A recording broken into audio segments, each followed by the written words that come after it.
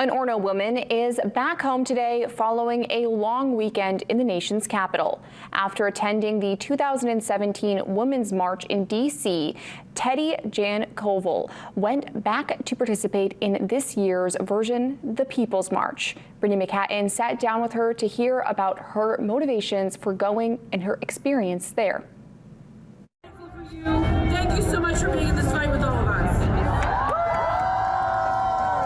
This young lady right here is who I was marching for, my niece. I'm fighting for my nieces and actually my nephews and son too, because what I went through in the 60s, 70s growing up, I don't want them to have to go through. Teddy Jan Koval says she grew up experiencing gender inequality firsthand.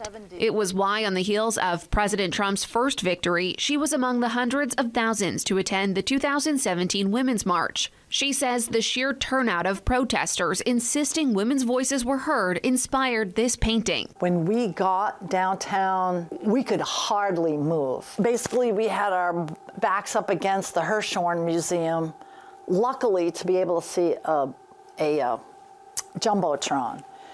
There was no marching. And I was just like, wow, this is like democracy at its best, right?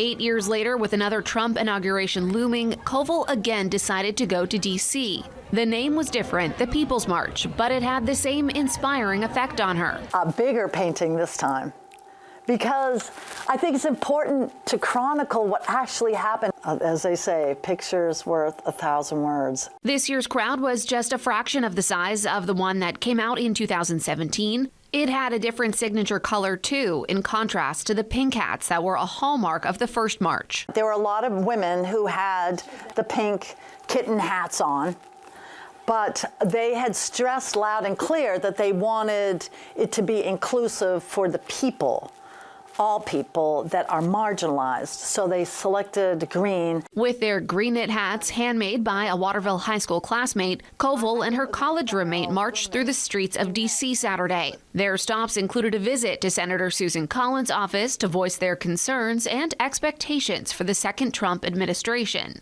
Koval did all this despite fears from some family members about her participation in such a public protest. I said, I am not going to let fear run my life. This is the greatest country on earth, and we're just going to be able to stand up and utilize our freedoms that we have, and our voices got to be heard. Brittany McCatton, WABI News.